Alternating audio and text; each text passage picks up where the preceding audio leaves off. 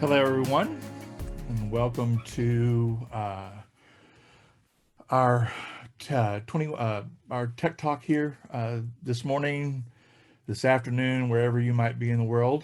I want to thank everybody for showing up today, and got a lot of really great things to talk about, and just kind of go ahead and getting right into it. My name is Gil Gowing. I'm a Pro Audio Solutions Specialist here at Avid. And with me today, I also have Tony Joy and Jeff Komar. And we're going to take you through talking about what's new in our latest Pro Tools release 2021.6, as well as EUCON 2021.6 as well. Before we get started, though, would like to kind of go through some housekeeping first. Just to make sure everybody gets the most out of it. So the first thing, since there's going to be multiples of us presenting at times, and we'll be kind of doing some Q&A at the end, want to make sure everybody has gallery view selected instead of speaker view. So if you can go up to your top right-hand corner, you should see a little icon up there that lets you switch into gallery view. And then also, probably the best thing to do is to hide all non-video participants. So if you look up by your name, there's a little 3-dot icon. You can basically go up there and turn that on. So basically just the 3 presenters will be on your screen in a large format. At that point, you won't see a bunch of people that will be helping out with us. So not only do we have myself, Tony, and Jeff here to do the webinar, but we also have some other great members of our team that will be helping us out here on Zoom, as well as the different social media platforms as well. We will be taking questions today, and we'll basically be getting to those towards the end of the webinar. So to be able to ask those, there is a Q&A button in the menu bar, and you can basically just go in there, type a question, and that will get submitted to us, and then we'll go through those at the end and take the questions that we can, and hopefully we'll have some good ones to be able to go over with you. So quick agenda, like I said up front, we want to kind of take you through what's new with our latest release. Came out a couple weeks ago, Pro Tools 2021.6, as well as what's new in EUCON 2021.6 for S4, S6, and what's new in EUCON 2021.6 for S1, S3, dock, and Avid control. Talk about these concepts. We'll also be able to kind of show you some live hands-on with some of this as well. So definitely want to make sure that everybody's ready for this. And with that, I'm going to go ahead and turn it over to Tony, and he's going to take us through the Pro Tools. Hello, everyone. Thank you again for joining us. So excited to have everyone join us today. And as Gil said, we will be walking through what's new in Pro Tools in the beginning of this section of this webinar.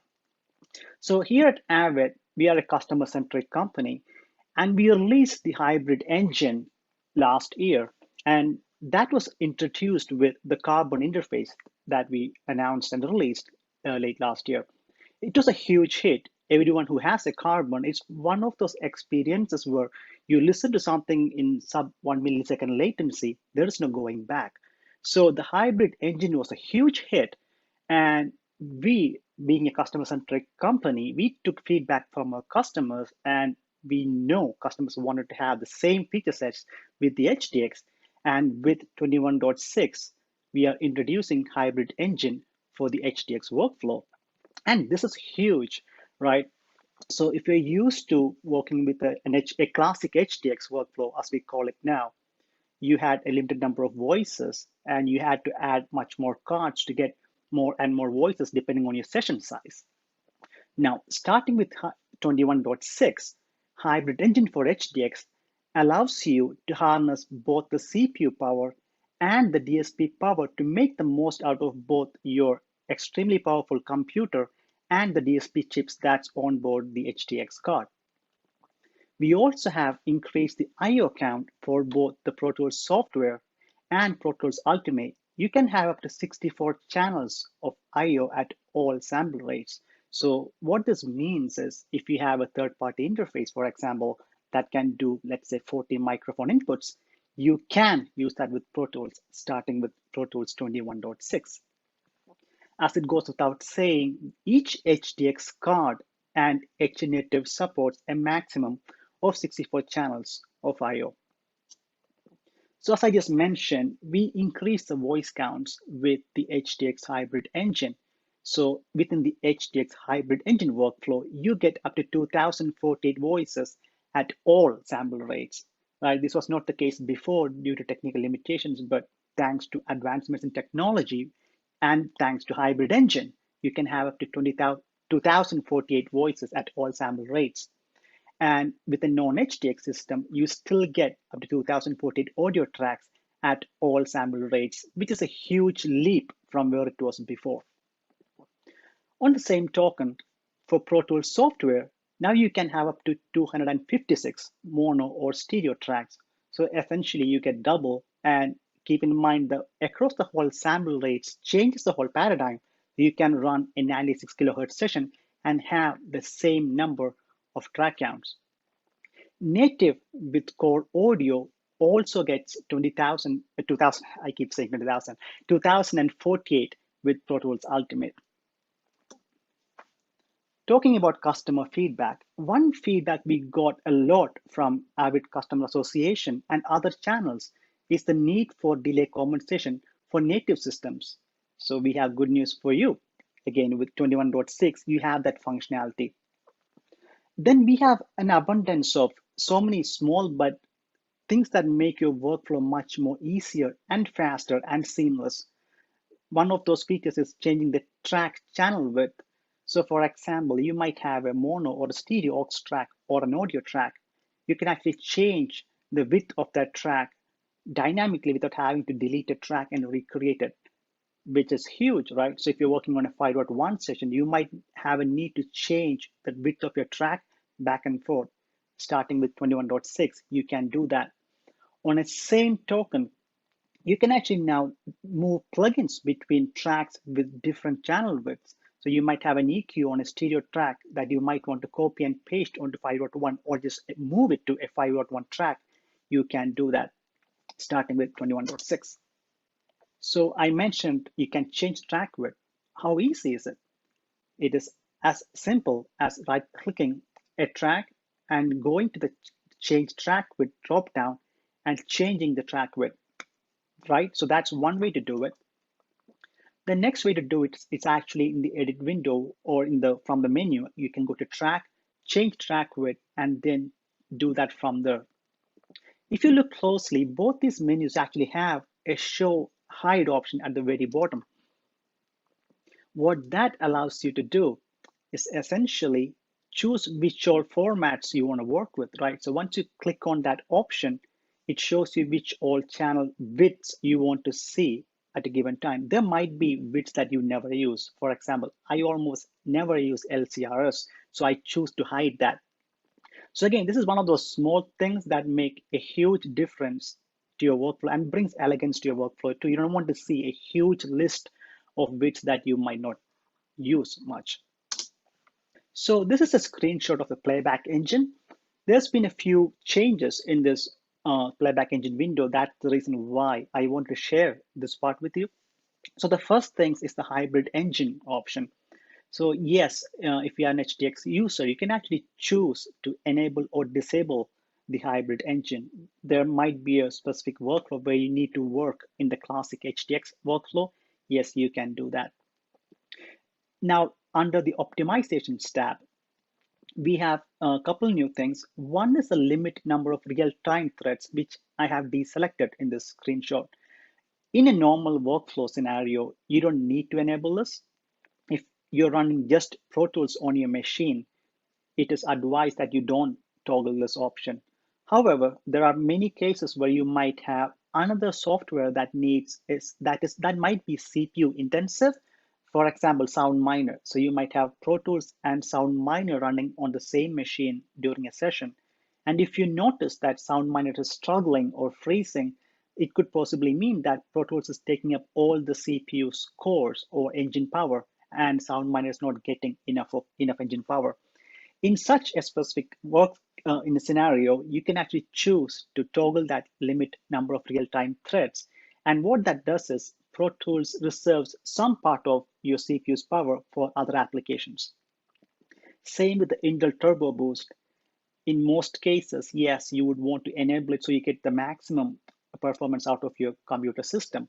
However, there could be specific workflows where you might have your CPU in the recording booth, or it might be a one-room workflow. When you enable the Intel Turbo Boost, it actually increases the fan noise. So there might be workflows where you want to disable it to make sure that your ambient noise is lower. The second screenshot essentially shows the common side chains for delay compensation, which is now available for both native and HDX systems. In addition to all that cool stuff, we also made lots and lots of QuickTime improvements. Starting with 21.6, you can now do same as source bounce to .mov with DNSHD, DNSHR, and Apple ProRes. You can also import and bounce H265 video media in a .mov container. What this means in a realistic, practical way, at least for me, is that I can bring in videos shot on iPhones if I want to do some quick edits or throw in some music to something I shot on my iPhone. One of those easy to do things, right? You can also do AAC export in MOV files now in either constant bitrate or at a variable bitrate. We have also expanded the channel formats that you can do with a .mov audio format. So in addition to all that's been available so far, you get all these formats starting with LCR, LCRS, all the way to third order ambisonics. Going back to customer feedback, this has been one of the most requested features ever since Apple Silicon was announced. And we are very happy to announce that with Pro Tools 21.6, Pro Tools is now qualified for Apple M1 computers over Rosetta. So you can use Pro Tools over Core Audio or with Pro Tools Carbon. Keep in mind, we are actively working to make HDX and HDNet Thunderbolt to be supported, but it is not ready just yet. Same with video playback engine. We are working hard on it and it will be available soon, but we don't have a timeline just yet. Going back to customer feedback once again. So we introduced Dark Theme many months ago. Our customers, each and every one of you loved it and also gave us lots of feedback. So we went back to the drawing board, took all that feedback and did a handful of changes. So one of the cool things now is you can actually change your UI themes without having to restart Pro Tools. And there is also a good amount of customization that you can do. So let me actually stop my presentation and go to Pro Tools. So now you actually have a UI customization dropdown within the color palette window. As I just mentioned, you can switch between classic and dark themes right from there, right? You can save presets. Depending on your workflow, you can save it within the same machine or export it and import it to a different machine. You also have 5 quick presets, so one click, and you can change between presets. It could be a room where multiple people work, or it could be just workflow-based things where you want a specific UI look when you're recording and a different one when you're mixing and mastering. There's a deep level of customizations that you can do. So you can actually change the text brightness. For general, the background brightness in this general tab. Then for tracks, you have all those options. Same with clips, right? And grids and marker lines, the list goes on and on. The fact is, we want to make sure our customers get what they need to optimize their workflow and to do what they do at best, that is being creative. This is also a proof that we actually work very hard to make sure there is accessibility for our customers as well. If you need accessibility in Pro Tools, there are instances where people prefer to have much higher contrast and all that. So this is one of the coolest features that I think will make sure that Pro Tools is accessible to everyone. And with that, I will actually hand over to my colleague Jeff Komar, who will walk us through the latest and the greatest in the EUCON world. Awesome. Thank you, Tony. I'm going to grab the screen share here, and we will continue. So we're going to head towards taking a look at Surface, and we're going to start with EUCON specifically for S4, S6, 2021.6, and there's some very significant improvements here. Super excited to show you. We don't have a lot of time, but I'm going to really focus on, as Tony said, the #1 requested feature for our surfaces for S4, S6 was for users to be able to do custom mapping of knobs and faders, and that's something that we're happy to now show that has been implemented. There's a ton of other stuff in here that I'll mention, but I'm not going to go through a demo with. But in addition to custom fader mapping, we have some new presets that go along with that. I'm sorry, preferences that go along with that allow you to favor, when you click from Pro Tools, a more, let's just say, a complex map that would be insert parameters versus a dedicated Diner EQ. And now I'm actually going to show you an example of kind of why you might do that. We've got a concept of attention presets, basically the ability to quickly change the views that you see in your option modules, like your dedicated knobs, your on attention knobs and faders and things like that. Ability to quickly, with a quick jump, change all of the different display views, whether it's a master meter, a post meter, or just a standard channel meter. Fader start GPO, actually being able to trigger a soft key based on the threshold, when a fader on the desk hits a specific threshold. And then a number of other things, the ability to export a surface configuration with actual data and serial numbers and things like that, and a number of really preferences to optimize your workflow. So we're going to start, and let's talk a little bit about custom mapping. And this is really a big deal because there's plugins that are mapped, in some cases very well. There's others that are mapped not very well at all. But the best map is the map that you create, because it is optimized for the way that you work. And the way that I map may not be the same way that Tony maps. And so the ability to tweak all this is really, really powerful. And I'm going to show you in a short amount of time, I'm going to try to show you both the master module control of knobs, the knob module, or the 32 grid of knobs, either on a dedicated knob module with S6, or in my case, the knob component of a channel strip module in S4. And then also fader module, which we did have some functionality in S4, S6 previously there, but we've really built that out and expanded what you can do with it now, which is awesome. So we're going to start and take a look at knobs, because we've never been able to do this so far.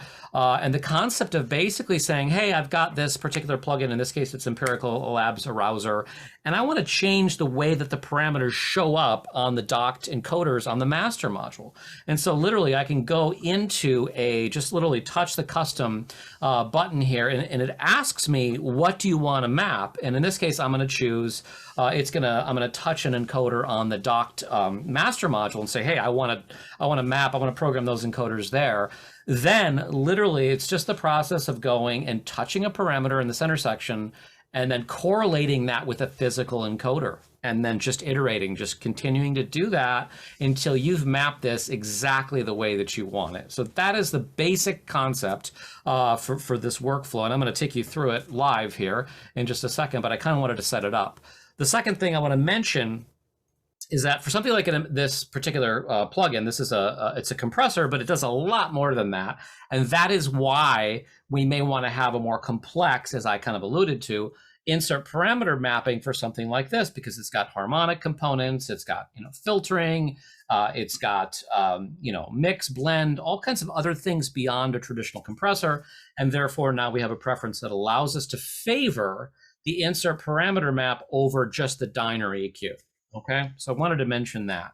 So let's jump over and get into Pro Tools, and we're going to actually take a look. You should be able to see my desk, and I have an S4 for this application, but really everything that we're going to do is absolutely applicable to S6 as well. So what we're going to do is we're going to look at Altiverb.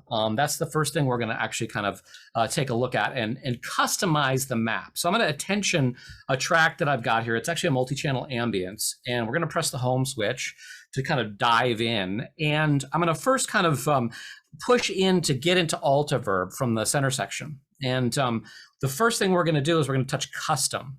And we're going to basically say, it says, hey, do you want to map the encoders? Do you want to map the faders? Do you want to map the docked encoders? You literally touch whatever you want to map. So I'm going to touch the docked encoders. It asks me if I want to do the master module. In this case, yes, I do. I want to do the master module. So now I'm starting just like I showed you kind of at the beginning. Now, I would always prefer to basically go and start and grab the things that are most important. So in my case, I really care about reverb time. So I'm going to grab reverb time. As you grab a parameter, you can literally start interacting with it, which is great. It's really useful. The next thing that I care about is wet dry, or the mix percentage, right? And I can literally start interacting with that. Maybe input output, I want to grab real quick. So let's go master input, master output, and drop that there. Input output, you've got those.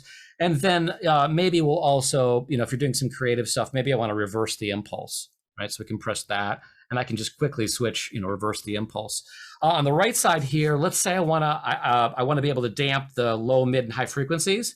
So if you can't see the parameter that you want to map, you can literally just swipe over and then touch. And it says, hey, would you like to map the switched behavior? And I'm going to explain this in just a second. Basically, we have the ability to pull off just individual parameters from a modal option with the select switch, or we can just pull the discrete parameter over. And I'm going to show you this in a second here. So what I just brought over is basically low, mid, and high frequency dampening. And I have the ability to defeat that whole section. I've got reverb time, I've got wet dry, I've got all kinds of fun stuff, input, output, and I can reverse my impulse and that kind of thing, okay? If we want to go further and map additional pages, I can certainly easily add a page just by touching the page action add. Now, in this case, I would like to add things like, since it is a multi-channel, I would like to add some contributions for the fronts, the rears, the center, and the LFE. So we're just going to quickly go and grab these and bring these over.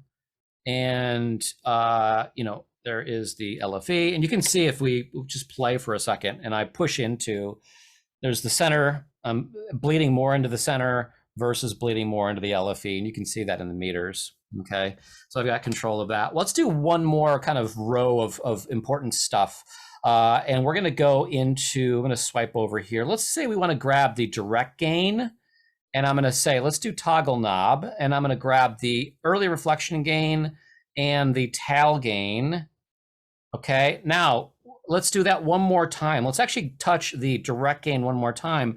But this time I can explicitly pull off the direct color. If I want a specific and separate knob for that, I can literally pull that off separately, right? Instead of having to go and press a switched function on direct gain to get into direct color. So that there might be a particular parameter that you really want to have access to, you can now do that. So that's really powerful. So I could just go I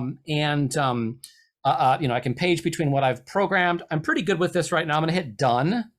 And now I can just basically shift and page to get to my different pages, for example, right? So there's reverb time, or I can page over and grab front, etc. Now I can do, let's say I want reverb time in the dampening, but I also want the components of the multi-channel levels, right? So I can just touch that and I can dock that over here. And I've got those elements there. Okay, so we've quickly made a map that in my case, I prefer. It's more intuitive. And the first thing I'm going to go and grab is the reverb time, right? And so this is what this is all about. It's the power of being able to get the control that you need to creatively harness a plugin. Okay, so let's continue forward and let's work on the 32, the 4x8. To do that, we're literally going to stay in the same view. You can see on the master module function scroller, we're still targeting Altiverb. It's a 5.1, it's a 6-channel version. And I'm going to basically press custom again. It lights everything back up, but this time I'm going to say, I want to actually go and touch the knob module. So I'm going to do that. Now we're focusing on the knob module. do the same, kind of repeat the same kind of concept, except now I've got obviously a lot more real estate spilled out in 32 encoders. So start where you'd started before. What is the most important stuff to you? In this case, it's going to be reverb time I care about. It's going to be, maybe brightness. I like that. I do like wet dry, and I like to put that over here. Let's go grab input and output, right? Master levels. Let's take a look at some EQ parameters and just kind of quickly just kind of interrogate back to this, the dedicated parameter ideas, right? So let's go and grab some EQ. So how do we do this? Well, basically what we're going to do is we're going to go, let's just put it in the middle. We're going to go grab EQ low gain, grab that. And again, as you map it, you can start interacting with it, which I think is fantastic. So there's the whole EQ section. I can literally start tweaking this. Now I want gain frequency Q. So I'm going to go and touch frequency. It says, do you want me to have a switch behavior, or do you just want the exact parameter? I want the exact parameter. I want as much control because I've got all kinds of knobs. I don't need to switch anything. So do exactly what you just did again, but this time pull Q off explicitly. And now I have dedicated gain frequency Q for my low band. I'll do the same thing one more time. We'll do the high band gain, and we'll pull off specifically high frequency. And do the same thing, basically touch EQ high freq again, but specifically pull Q off, okay? So what do we just do? Well, we've got basically, there's your gains, your frequency for low and high, and your Qs, right? So lots of really powerful control right there. There's my whole EQ section. So I can kind of keep going and I can iterate. Let's say I do want that dampening section. That's really useful. So I'm just gonna go and we'll use the toggle, the switch behavior, which I'll explain here in a second. And we're going to do the switch behavior. What is the switch behavior? Well, for the low and the high, it's actually going to tweak the crossover. So I'm going to, if I press cell, check it out. It's actually now there's the high crossover and then there's the low crossover. That's what that's doing. Otherwise, you've got the low, mid, and high dampening, and we'll bring that up so you can see that a little bit and kind of the behavior thereof. Okay, so that's the concept. A couple last things here. We do care about our levels, right? Our surround levels, very, very useful. Our low frequency bleed. If you made a mistake, like I just did, all you've got to do is just touch and write over what you just, what you want to edit, right? If I want to move things around, I can just do that. That's really simple, right? I can basically say, hey, let's add, I want to start with, I'm going to do early reflection gain here and tail gain here, and I can just burn over parameters I've already mapped. It's not a big deal. Very, very simple. Reverse is kind of esoteric. I'm going to put that up here. Okay, so you get the idea. This is very powerful. If it's a more complex type of tool, you can certainly add additional pages. Just hit add, and maybe you got modulation on the second page. So there's modulation speed, modulation depth. We're on page 2, right? Go back to page 1, just page over. And now you have the start of a very intuitive control that is mapped. It's optimized for the way that you want to work. I think that's what this is really all about, okay? So when you're done, hit done. And now to access that, we literally just kind of go and you're looking at the chain view. So I'm going to push into Altiverb, and it's going to basically expand that exact view. So there's your reverb time, and there's a brightness, and there's my wet dry, and I can bypass the whole thing, and I've got bass and treble. And everything I created that I want instantly, I have access to. That's really powerful.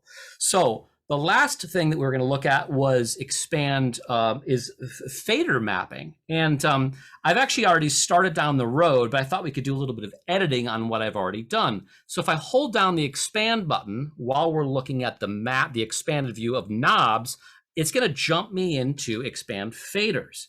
This is really taking what we already had with fader mapping on S4, S6 and taking it way further. And what we have the ability to do now is direct interaction with parameters. So let's just say I'm gonna tweak this a little bit, right? I'm gonna make some changes. So let's go back in and do some more editing. I'm gonna go custom. This time I'm gonna touch the faders, and it's gonna bring back the last state of the map if you had a map, otherwise it'll be blank. But I've actually started an idea, I've started working. So I'm gonna make some tweaks here. So I like reverb time. maybe I'll keep that, but I'd like to actually make some changes here. Maybe I want input, output, and then wet, dry. So I'm just gonna go add some elements here. So same concept as we've been working the whole time. So I'm gonna go input, and I'm gonna go output, okay? And the beautiful thing is I can start interacting with the stuff that's here, right? Maybe I want brightness second. So I'm actually gonna go and I'm gonna touch, and actually, you know what? I just got out of my map. So let's go back in there. That happens. Back into custom and touch the fader. And you need to actually go into the right plugin. Back into there, back into the fader. Okay, so we're back to where we were. And I wanted to actually touch brightness and dump that on top of predelay because I didn't want that anymore. And let's just do EQ bass and EQ treble and direct gain. And I can actually do this in one row. So I'm going to touch the second brightness. And now I've added bass, treble, and direct gain. Okay, so I added a couple things in line. Now I've got multiple pages. The beautiful thing here is that I have unlimited pages, right? So as I roll through this, I come up with a construct where in my case, I've got the mix percentage on the far fader, and I've actually put that on every page. So whether I'm doing EQing, or I'm doing reverb time, or I'm doing the front, rear, center, and LFE components, I still have my wet dry, which I think is really, really handy. And so you've got a dedicated bypass also right here, which is really nice. So every page has the OK button is actually functions as a bypass. So very, very powerful. Once you've made the tweaks or you've defined your map, you just literally hit done again, and you're back. So now when I attention this element, I can go and control it from the master section. I can go into the expanded knob view. I can hold down expand, and I can get into my fader map. And it's that simple to be able to just jump in and control any elements from any plugin, right, that I need to from the surface. Okay. So Jeff, a question came in, and just want to make sure that we touch on this and make it clear. So can you store a map for a plugin like Altiverb that is always the map every time you instantiate the plugin in every session, or is it only saved in the current session? Okay, yeah, that's a good question. So two things. And let's actually look at, I'm going to go to the global settings and show you this. So there's a setting under the globals that basically says auto load custom knob and fader maps from sessions. So right now, if that is ticked and you've associated the the blue star with Pro Tools, then it will automatically bring back your maps that you've defined in your session. Now, that can be stored into a template. You can do a save as template and have a starting place for your work. You can also open up a legacy session and basically take the clear custom knob maps off, and you can basically bring in the current state of all these maps I've just created, bring them into a legacy session that you worked on a long time ago, and then save that, and that gets saved back to the Pro Tools session as well. So new sessions, old sessions, templates, yes, yes, yes, as long as you've ticked those boxes. And the other really cool thing is this is a 5.1 Altiverb. If I'm using a mono Altiverb, a stereo Altiverb, a 5.1 Altiverb, it still works. You make the map once and it works for everything. Awesome. Let's hand it off to Gil. All right, so Jeff just kind of took us through what was new with S4 and S6 in this latest release.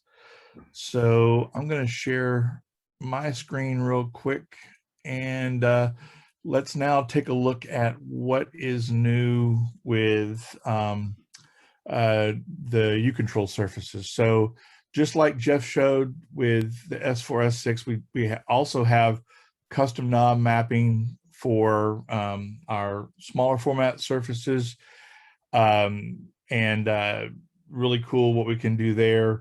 We have the knob mapping, we don't have the fader mapping on the smaller surfaces, but lots we can do with the knob mapping and how that all works. There's also a meter strip designer, which I'm going to show live here in a minute, that works with the Avid control meter. on the meter apps on the S1, or with the Avid Control desktop app. If you're using that with S1 or S3, you can basically customize how your meter strip looks.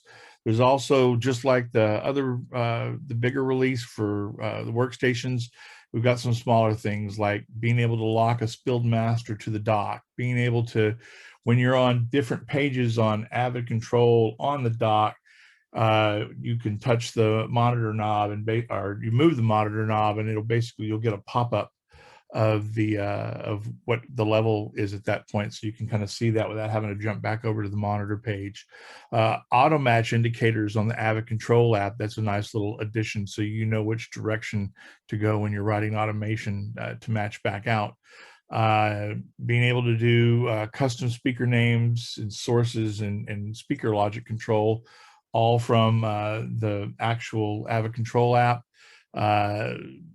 Some new soft key settings, and then some other different kind of little extras, being able to scroll into view with multi-select, and then also have the ability, little things like being able, when you hit your flip button, it basically is going to flash and let you know that you are in flip mode. So just some really nice little things there. So want to kind of take you through, show you how the knob mapping works here on these on the smaller surfaces first. So let me change my screen share out here real quick, and you guys should be able to see now my S1s and my Avid Control app on my dock.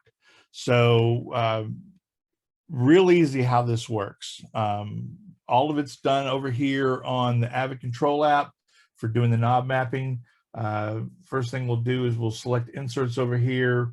And just like Jeff, the browser is one of my more favorite plugins. So we're going to dive into here.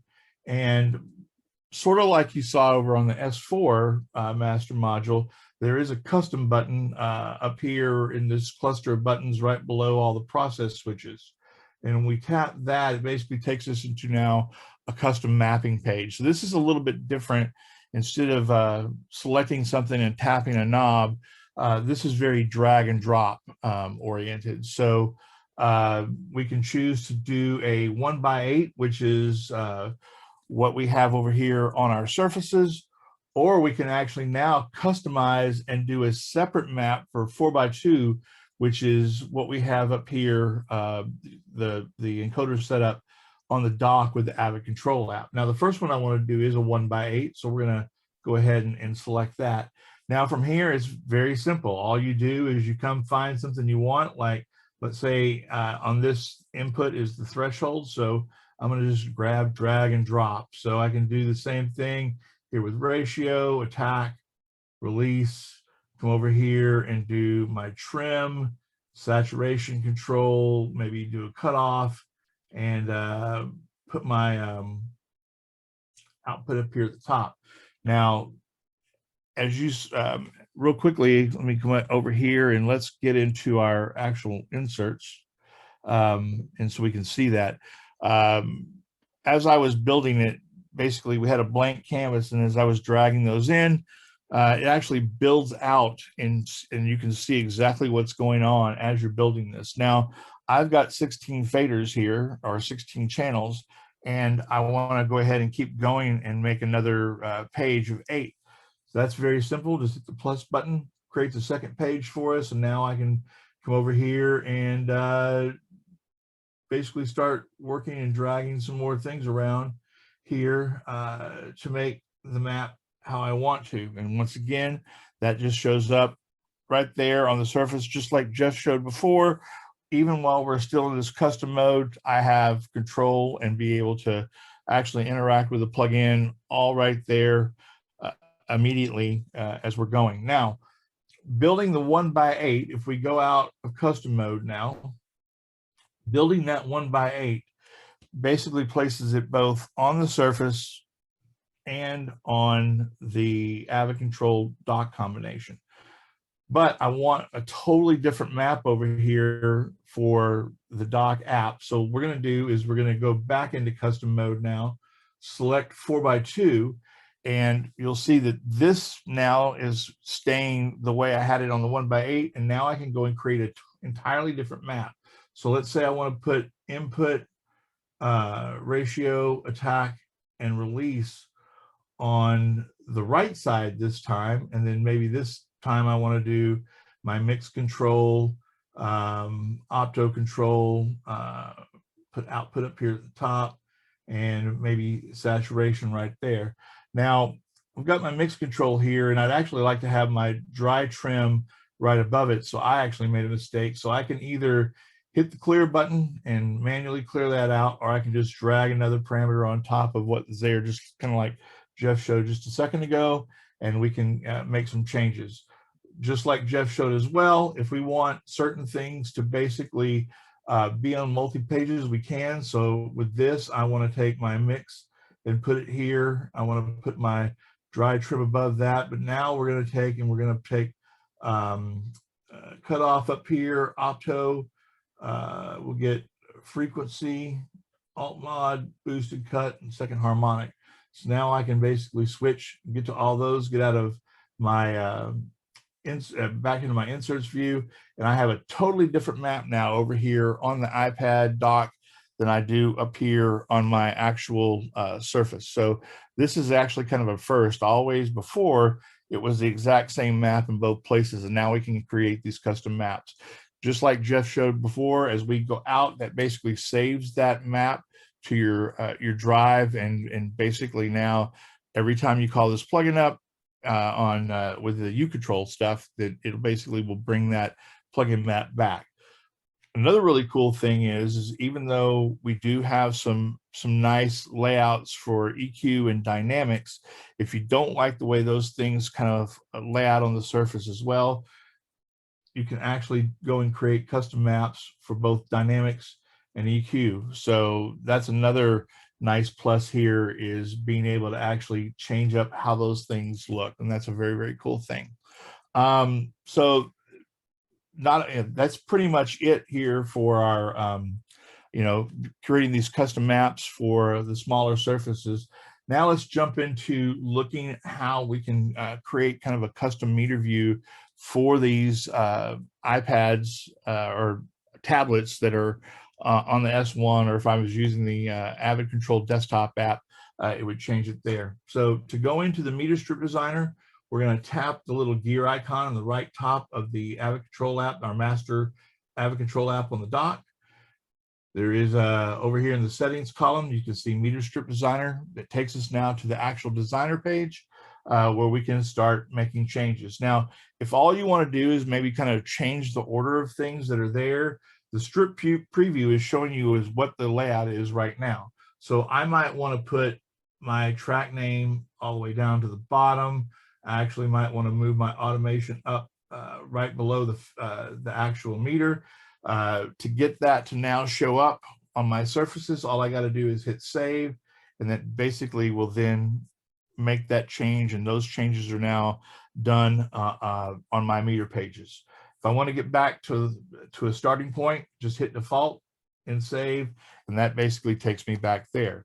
But if I actually want to go and actually create a total customized view with certain elements shown, certain elements not shown, very easy to do that as well. So the first thing we're going to do is we're going to drag out all of the elements that are there over into this available items column to basically give us a starting point. Now, the one item that you can't drag out, because it's the one piece about a meter that you need to always have there, which is the actual meter itself.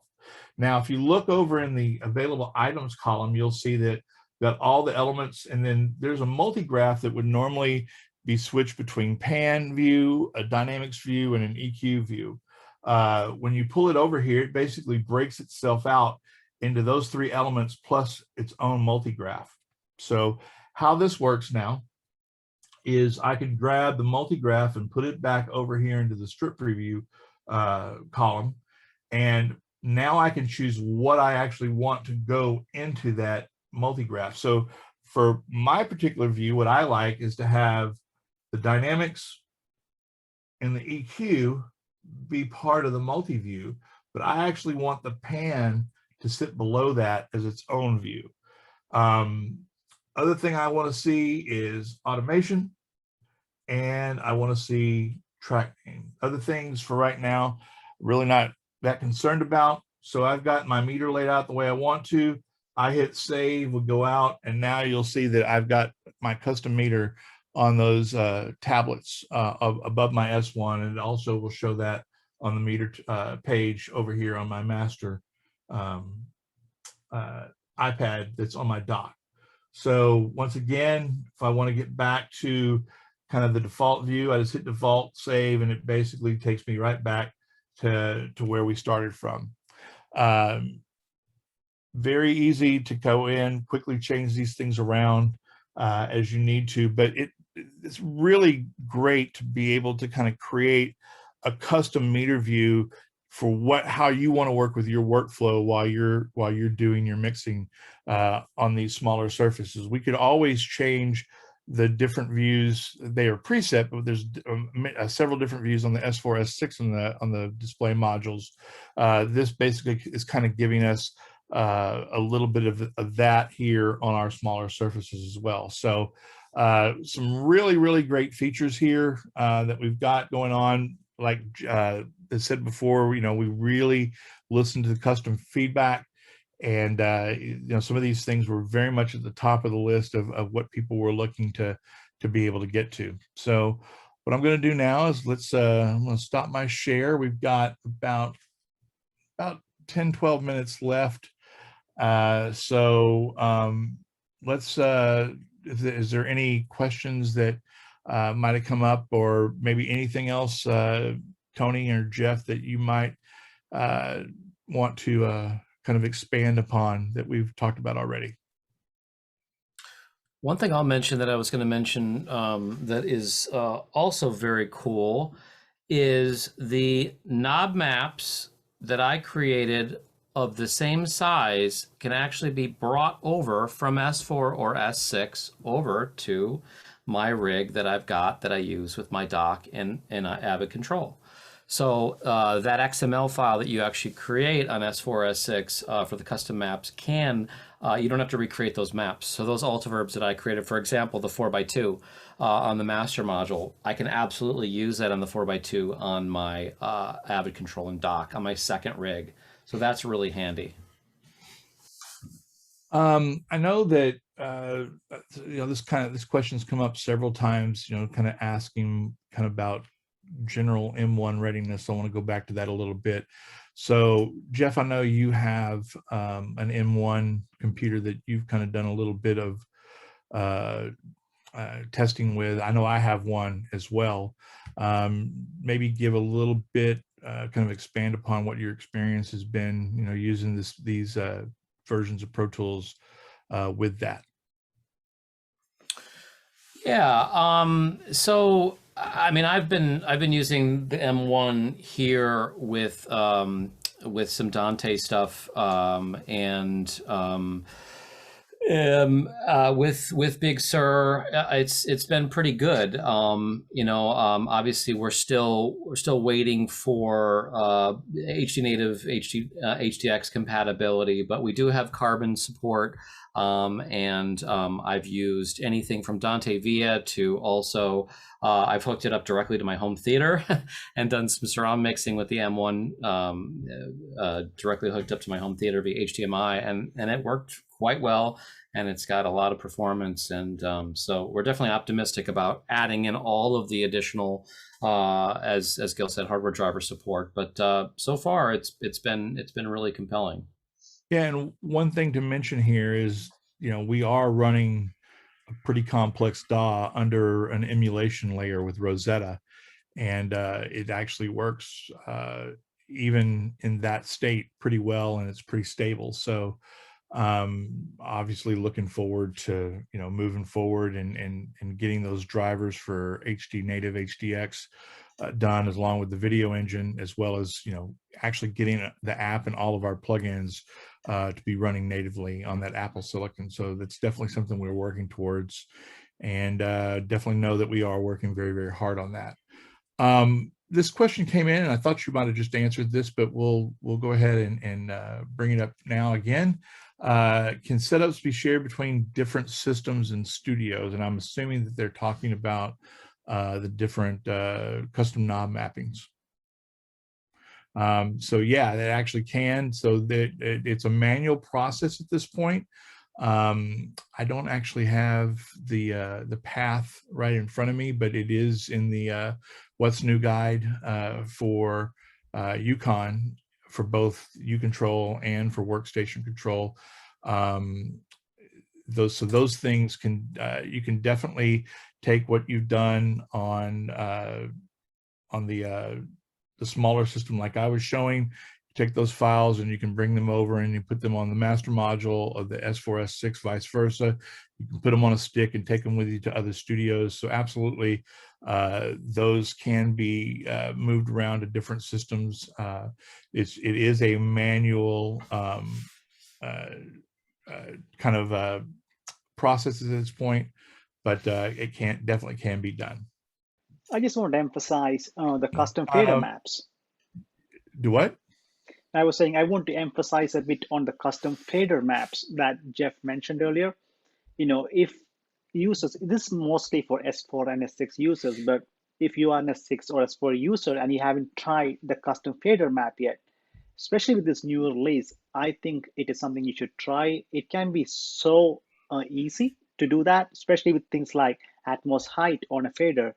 Is so easy because you can close your eyes and know, okay, if I go all the way up, it's at the top. If I put it all the way down, it's at the bottom.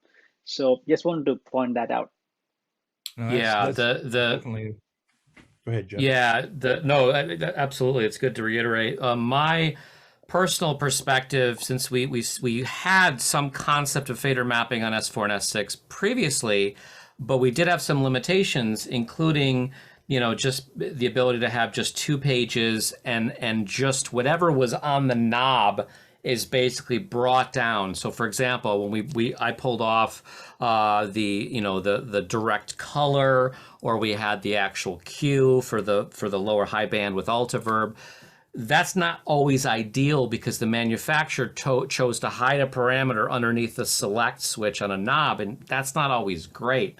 So now you literally can pull any parameter off of any layer of those peers, put it on a fader or faders in multiple places, multiple pages, switched or not switched, unlimited pages. And the other thing that I think is really far more intuitive is as you're building the map, you can interact with it. That was always something that was really kind of frustrating in a complex map, whether it's, a cargo cult plugin or something that you're trying to really dial it in. You actually couldn't interact with the faders until you finished it and you realized, oh, I don't want that there. So then you go back into edit and you tweak and you tweak and you tweak. Now you can literally drop and start, okay, yeah, I think it would be better over here. Move it, tweak, hit save. And so there's so much, it is a more interactive and fun and creative and efficient way now with this current iteration of fader mapping. And one thing I just kind of popped into my head here, it kind of go back to talking about the smaller surfaces. While we don't have custom fader mapping available here on the smaller surfaces, you can do a lot of what Jeff just said by when you're pulling up the parameters on the encoders, just hit the flip button. And while you're building, then it's almost like building a custom fader map at that point on the smaller surfaces. You've got those parameters flipped down. You can start building and you can start interacting with that plugin and really get a feel kind of for how that's going to work under your fingers. And that, I think, is definitely, that's one of the more creative things. I mean, that's something that we've always kind of strived with when we started way back when we came out with Decontrol Icon back, 15 years ago now, is, with the whole custom faders over there. And we've really now taken it to a whole other level with this release now on the EUCON surfaces. So definitely a very, very big deal. The last thing I want to reiterate real quick, because you showed a rouser and I talked about a rouser. So it's worth mentioning that preference that I made reference to because it's actually quite important, which is basically called, it is that you want to favor show EQ and Dyn plugins as inserts if there's an insert custom map. And so what that means is if Gil clicks from Pro Tools in his, from his mouse, he can tell it that he wants his custom, blue, teal map of a rouser as opposed to the green, which is going to be the dedicated kind of just threshold, ratio, attack, release.